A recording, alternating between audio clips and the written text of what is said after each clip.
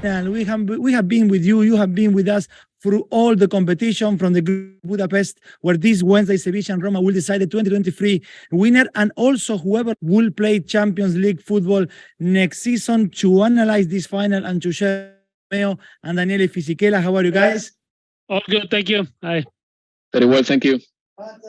So going, please do not forget to like, subscribe, and hit the notifications bell.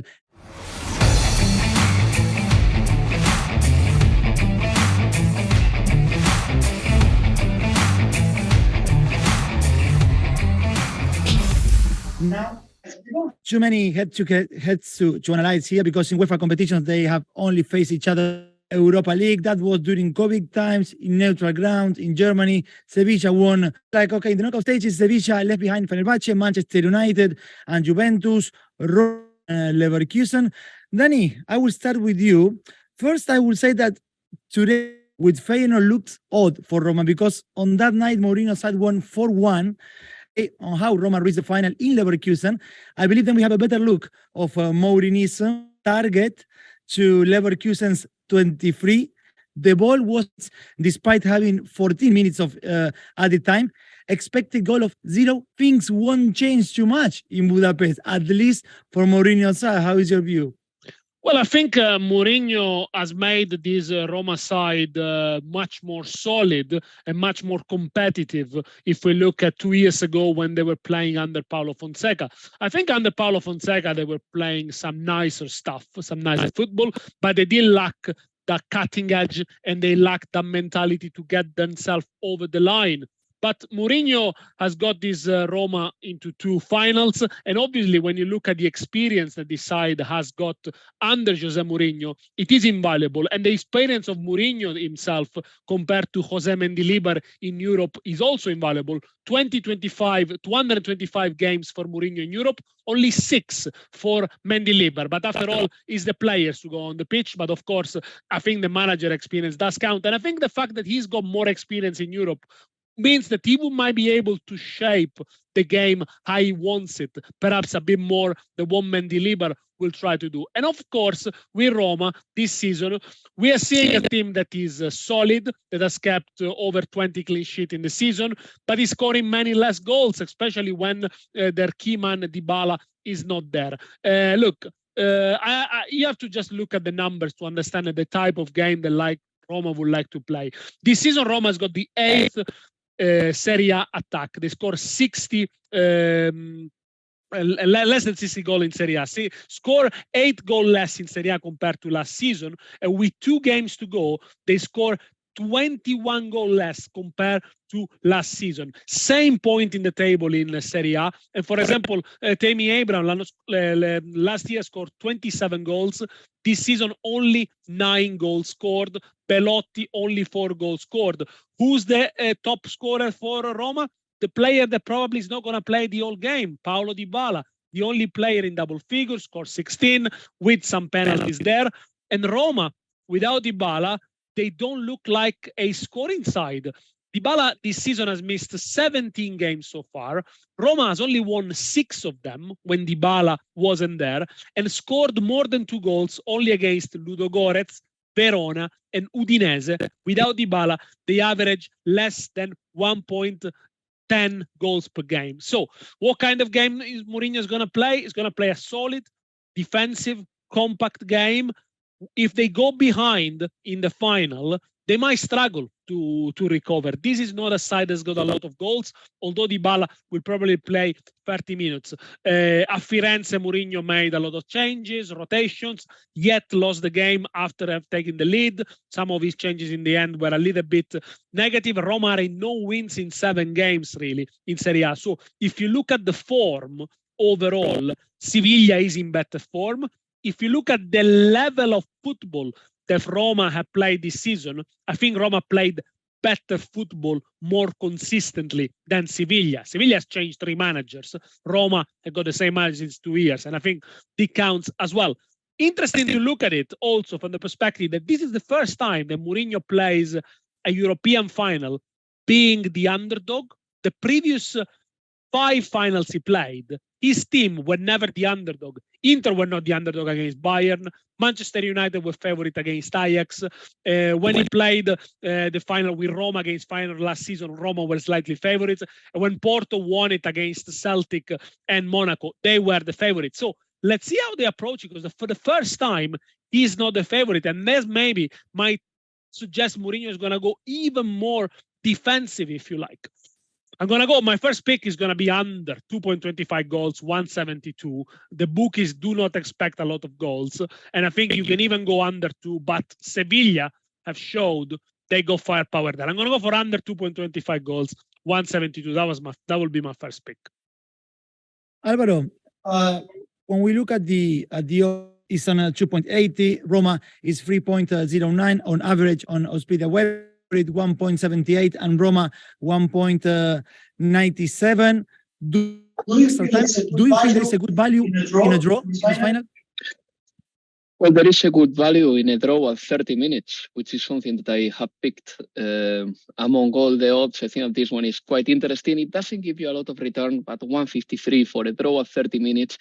In a game that I believe is going to be 𝐜𝐽, because Roma is going to try to make it 𝐜𝐽, sounds to me like a good pick. Look, for the first time in a while, I agree with the odds. I think that the odds are quite proportionate to the quality of both sides and their history. I think the bookmakers understand that this is very leveled as well. And ahead of this game, you know, I'm trying to picture how the game is going to be like. And I know which side is more comfortable with a 0-0 scoreline. It's Jose Mourinho's side. I know which side is in their comfort zone with a 0-0 scoreline midway through the second half. And I know Mourinho's plan as well. Mendilibar, to me, is more of a mystery, because I know how Jose Mourinho plays finals. I know how he wins finals, but I don't know what Mendilibar is going to do exactly. Is he going to ask Sevilla players to attack a lot? That's a possibility. Is he going to tell them, look, be cautious because this is a final? That's another possibility too. We don't know. I believe that Mendilibar is going to be rather daring, but this is his first final. So the mystery is there. The uncertainty is there. Jose Mourinho knows how to play finals, and normally he likes to keep everything quite tight. But on the other hand, you know, Sevilla comes at the back of a really good history. They haven't lost a Europa League final in the 21st century. Jose Mourinho hasn't lost a Europa League or a Champions League final ever either. So that's why I'm saying that the odds are very proportionate. What I can tell you is that this weekend, both Roma and Sevilla were trying to limit damages and minimize losses ahead of this final. We know that 𝐿𝐭𝐴𝐽 will be suspended, and to me this is a massive blow for Sevilla, but 𝐿𝐭𝐴𝐽 deserves it because he was reckless against Juventus and he got a second yellow, and he should have avoided that, really. But there are some Sevilla players that are pivotal to the team that they will be in the final. In my opinion, they are Bono, Nesiri, Fernando, Rakitic, and Lucas Ocampos. And then with the help of some fringe players like Suso, Gudelic, or Papu Gomez, well, Sevilla is going to be a dangerous side for sure. This is a tricky game, in my opinion. I think that Jose Mourinho's plan may prevail. That doesn't mean that Sevilla is going to lose the final. So a draw at 30 minutes sounds like an interesting one to me. Under 0.75 goals in the first half, 193 is good for me too. I mean, if there is one goal, you only suffer half a loss. It's not too bad. But I think that the first half can finish with a 0-0 scoreline. And when it comes to the corner market, I could also go for over 8.5 corners. I think that there could be easily 9 corners or more in this game, because Sevilla at some point they will attack more. This is a final at the end of the day, it can go to the extra time. So I think that the corners market, and thinking that there can be more than 9 corners in this game, it's kind of a certainty too. That pays 166, and I'll be very happy taking that as well. And if Roma goes down in the game, Sevilla to score first is at 2.30. I think that whoever scores first, this final could be decisive. Definitely. I wouldn't put my money on who scores first. I don't even do it in a game of the likes of Manchester City versus Victoria Pilsenia in the Europa League, because I know that sometimes games don't start your way, and I don't like going for that, but I agree with you that whoever scores first is going to have a massive chance. Look at Roma's numbers. In the Serie A this season, they haven't been impressive at all, and their numbers are not impressive. Their goal difference is worse than Juventus, for example. Juventus are having a good season, but they have the point deduction. What I mean with all this is that look at Roma in the Europa League and look at Roma in the Serie A. In the Europa League, they have conceded, let me tell you how many. I think they have conceded only 3 goals in 8 games in the knockout stages of the tournament since they played against Salzburg in the playoff game, just to keep on playing the Europa League. 3 goals conceded in 8 games. This is Roma in the Europa League. Last season, they won the Conference League, just keeping plenty of clean sheets, even in the final, against Feyenoord as well. So there are 2 Romas here. There is one in the Serie A, and there is one in the cup competition. So again, I wouldn't take into account. There are also 2 Romas, the one with Dybala and the one without Dybala. And I think but the problem is that they've been without Dybala for so long. That's true. And hopefully he will be playing. But what I want to say here is that I wouldn't take into consideration what happened against Fiorentina in the weekend. I wouldn't take into consideration what happened to Sevilla against Real Madrid because they were rotating massively. I wouldn't take into consideration the defensive numbers of Roma in the Serie A because in the Europa League they've been delivering defensively. And I wouldn't take into consideration the overall numbers of Sevilla this season because the overall numbers of Sevilla of this season come with 3 different managers, with Lopetegui, with Sampaoli, which was terrible, and then with Mendilibar, and the numbers have improved dramatically. We have to focus on this Sevilla right now, who they are now, today, on the almost the 30th of May, and who Roma are when they play in Europe. And these are 2 sides, and when they listen to the Europa League anthem, they can be very competitive. I expect a very competitive final. And one more odd that I would like to flag. If you believe that Roma is going to win this game, and I'm going to follow your narrative, Leo, Roma to win 2-0, 450. If you are a believer in Roma, I think that Roma is going to win it this way. They are going to score and they are going to defend. And they are very likely to win this way, just keeping a clean sheet. So Roma to win 2-0, if you believe in Roma, 450. I totally agree with you. Sometimes when I try to analyze game, I think, I ask myself the question, if it's a low-scoring game, who's more likely to win it? If it's a high-scoring game, who's more likely to win it? And then you got the answer. If it's a low-scoring game, yes, Roma are more likely to win it 1-0 or 2-0. If there is 4, 5, 6 goals in the game, I think it's Sevilla who's going to win it because they got more firepower, they got more attacking changes as well. So I think that could be a good way to tackle. But let's go back for Roma for a second and let's just crunch a little bit more of the numbers. 7 out of the 8 knockout games this season in Europa League under 2.5 goals. Last season, 5 out of the 7 knockout games in the Conference League under 2.5 goals. Mourinho's final, all the last 3 finals he played with Inter, Manchester United, and Roma, under 2.5 goals. And bear in mind, in those finals, he had the best team as well. Shots on target, you might want to look at the shots on target. Roma averages 4.4 shots on target in Serie A, when they are playing most of the time against teams that are worse than them. In Europa League, they average 4.9 shots on target. Again, when they play against teams that are worse than them. In a final, this could easily go down to 3 shots on target, for example. They could find it more difficult.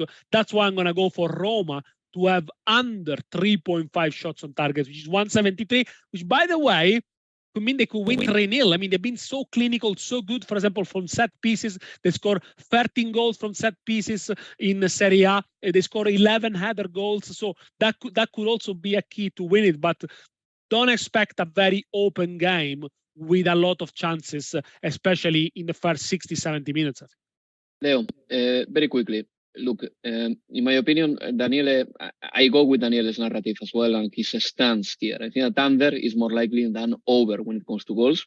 I say they draw at 30 minutes. I say under 0.75 goals in the first half. I think that these 2 are ones that I back strongly.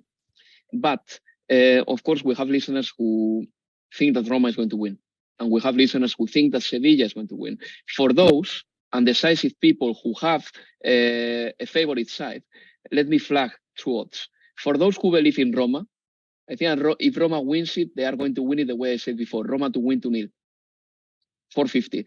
But for those who believe in Sevilla, there is a good odd here, which is a double chance for Sevilla win or draw, and under 2.5 goals in the game, because I think that the game is going to be rather in those parameters than in the over parameters. That will pay 2.0. So those are my final picks, and those are my final advices. If you're a believer of Sevilla or Roma, I think that those are the best possible ways of making good money and enjoying the night. Because double chance on its own, they're not very high odds. It's like 1.46 for Roma. Guys, any other individual market that you would like to highlight before we go into the? I think there are a couple. There are a couple we could highlight, and I like the narrative of Alvaro. Yes, I mean obviously depends which kind of narrative you got in your mind. This is going to be a very balanced final. I think of the 3 European finals that we're going to see, including the Champions League and the Conference League, this is probably the most balanced one. Roma is an handicap in the first half that goes 205. So again, if Roma wins the first half, you win. The first half might end in a draw, then you get your money back. Or also, you could look at the cards market. Last year in the final, Roma got 4 bookings, Feyenoord 1 in the Conference League final. In 2017, when Mourinho was in charge of Manchester United against Ajax in the Europa League finals, again, it was over 3, it was 6 bookings, 3 for Manchester United, 3 for Ajax, all in the second half. So again, that kind of tight game, that kind of game that is very tactical, can bring more yellow cards. Last season, for example, there is a player in Roma's side, who's Gianluca Mancini, who got 23 bookings. This season is calmed down a little bit, only got 12, and 𝐜𝐵Anyets 13. So you might want to look at Roma to get over 3.5 cards. You can get like individual market, Mancini, 𝐜𝐵Anyets to be booked, Matic to be booked. This is going to pay well over 2.1, 2.2. So that's always good, you know, to put your half a unit in that. And then also ask yourself, who can score the goals for Roma? Tammy Abraham, as I said, last year, top goal scorer around 27 goals. This year, only 9 goals. Can he finish the season in double figure? Well, that will pay well above 2 anyway to score in a final, 2.4, I think. So again, Abraham could be a good one. And when we had done the second leg semi-final, you mentioned the cards on Roma Leverkusen, all of them in the second half. So you pointed out for the return 2, 4, 7, 8 yellow cards on the second half only. So knowing with Roma maybe playing with the time, not trying to get some festival of yellow cards in Budapest. Yeah, it is absolutely possible. And if you look also at Sevilla Juventus, there were a few. There was a red card, of course, for 𝐜𝐭𝐤𝐴 there, and there were a few cards there as well. The game obviously stretched to extra time, but you know there were in total 5 yellow cards in total, and of course 𝐜𝐭𝐤𝐴. So that could be a narrative as well. But Roma recently in this season they've been very nervous. You know, the assistant coach of Mourinho has been sent off 3 times this season. So I mean there is a little bit of nervousness there in the camp. Let's not forget, this is the last chance for this team to play in the Champions League next season. So it's not only the trophy at stake, but a place in the Champions League with everything that goes with it.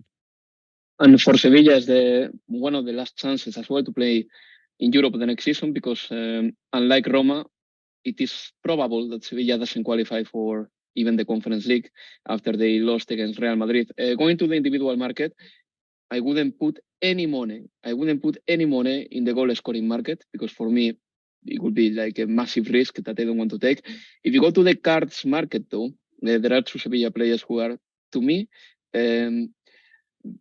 volunteers to get a yellow card. One, it's Fernando, the holding midfielder of Sevilla, and the other one, especially the other one, Luquitas Ocampos, the Argentinian man who has been fantastic for Sevilla since he came from Ajax.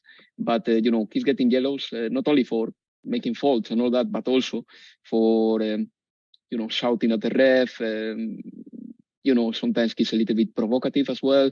He gets incensed very quickly. So Ocampos to get a yellow card, it's another option too.